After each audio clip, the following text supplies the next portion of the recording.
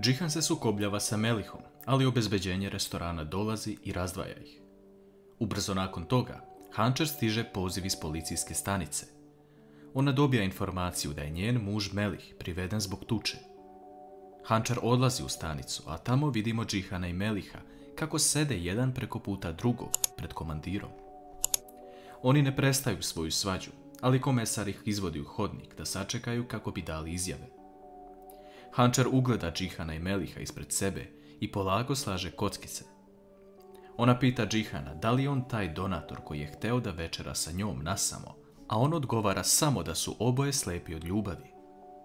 Komesar zove njih dvojicu dok Hančer ostaje u hodniku i čeka, ali u jednom trenutku se pojavljuje Bejza, koja dolazi i počinje da viče na Hančer, govoreći da je ona kriva što se ovo desilo, jer ne može da smiri svog muža Meliha. Melih ubrzo izlazi prvi, a Bejza mu prigovara. Hančer govori Bejzi da je bolje da ona povede računa o svom mužu, jer kako on ima pravo da ponudi punu torbu novca kako bi izašao sa bivšom ženom na večeru. Bejza poludi nakon što ovo čuje i nakon dolaska u vilu počinje da viče pred svima na Džihana. Ona se obraća Mukader govoreći da je njen sin dao punu torbu novca bivšoj ženi kako bi izašao sa njom na večeru.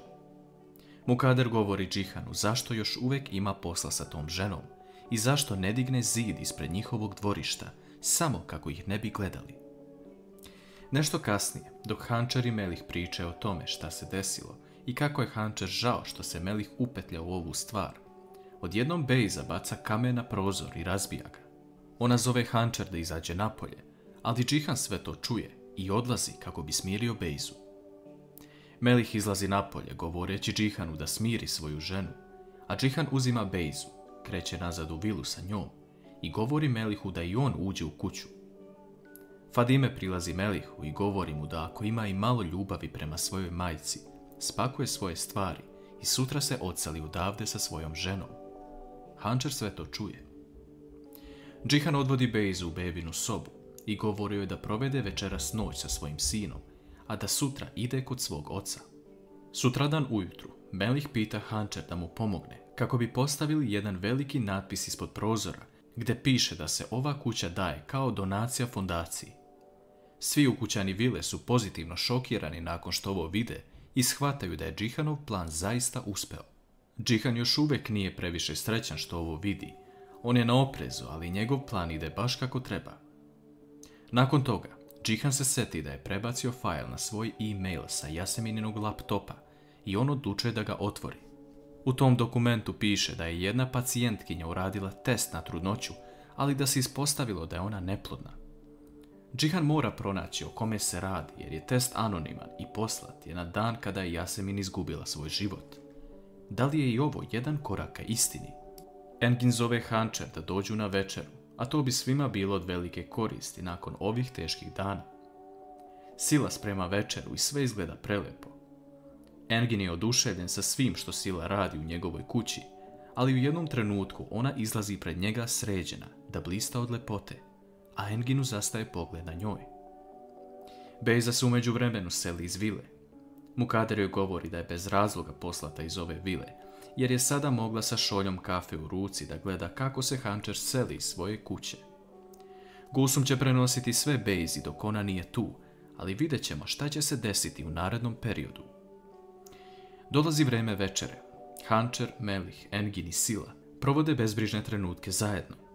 Sila čak peva jednu pesmu iz vremena kada su njeni baba i deda bili mladi.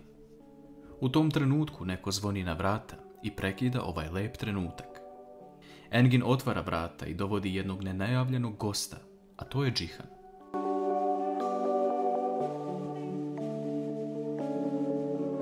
Džihan dolazi kod Engina sa iskopiranim testom na trudnoću koji je pronašao u kanti za brisanje na laptopu. Engin shvata da je Džihan pronašao nešto što je jako bitno, čim je došao na vrata i nije ga pozvao telefonom. Džihan cijelo vrijeme gleda u Hančer i Meliha koji sede za stolom i slušaju šta njih dvojica pričaju. Džihan objašnjava Enginu da je ovaj papir potencijalni dokaz da su Enginove sumnje tačne, to jest da Jasemin nije izgubila život prirodnim putem, već da je neko to učinio. On predlaže Enginu da kada god poželi odu u tu laboratoriju jer neko mora znati nešto više. Engin želi da isprati Džihana i na vratima mu Džihan govori da su trenutno u dobrim odnosima, samo zbog Yasemin, ali da mu ne može tek tako oprostiti što je prihvatio Hančer i njenog muža i ugostio ih u kuću. Enginova osjećanja su pomešana. On je zbunjen nakon svega. Nakon što Hančer i Melih odu u kući, Engin želi da ostane sam, a Sila odlazi u svoju sobu. Engin se seti dosjea, vremena kada je izbrisan ovaj dokument, ali kada je stigao mail, samim tim sve ove stvari se poklapaju i blizu su jedna druge. Engin je uveren da je neko oduzeo život Yasemin. Po dolasku u vilu, Džihan gleda svog sina u krevecu. Mukader dolazi i govori mu da nije dobro to što je izbacio Bejzu iz kuće, jer je na korak da postane kao svoj otac. Čovjek koji je jednog dana samo izašao i ostavio svoju porodicu. Džihan ne želi da se poredi sa svojim ocem, jer je to jako teška tema za njega. Sutradan ujutru, Engin se sprema i kreće u laboratoriju, ali pre polaska vidi da je Sila spremna i želi da ide sa njim i pruži mu podršku. Engin i Sila odlaze u određenu laboratoriju i tamo na recepciji sreću devojku koja radi za pultom. Ona im govori da je Yasemin više puta taj dan zvala i pitala za test i veruje da joj je posebno taj test bio važan, ali da nemaju informacije čiji je test bio. Nakon što izađu iz laboratorije, Engin i Sila pričaju o testu za trudnoću i vidimo da će Engin sve uraditi kako bi otkrio istinu.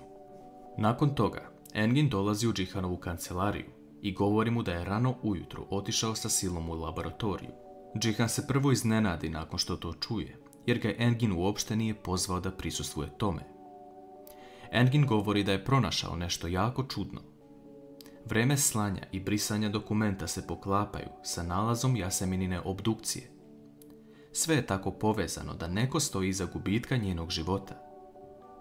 Džihan vidi da nešto zapravo nije u redu, ali tada se dotiču teme njihovog prijateljstva.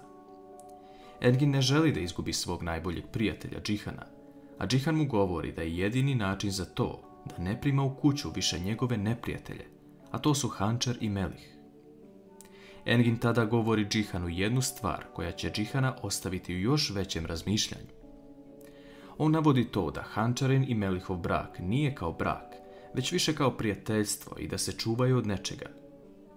Cijelo veče su bili zajedno, a Melih nijednom nije dotakao Hančer niti je zagrlio, pa čak i kada je htjela da proba hranu, on je stavio svojom viljuškom u tanjir. Engin zaključuje da njihov brak nema iskru ljubavi kao što je bila između Džihana i Hančer. Džihan pita kako je to moguće, jer oni treba da dobiju bebu, a Engin pita Džihana kakav je njegov brak sa Bejzom kada i oni imaju dete. Engin govori to da je Hančer noć pred ceremoniju došla i predala sve dokumente o doniranju njene imovine, a Džihan to nije znao. Nakon svega ovoga, Džihan je ostao u velikom razmišljanju. Njemu kroz glavu prolaze reči ljudi koji su mu skretali pažnju na to kako će sam sebe uništiti ako nastavi da bude ovakav. Da li će se Džihanovo razmišljanje promijeniti nakon ovoga?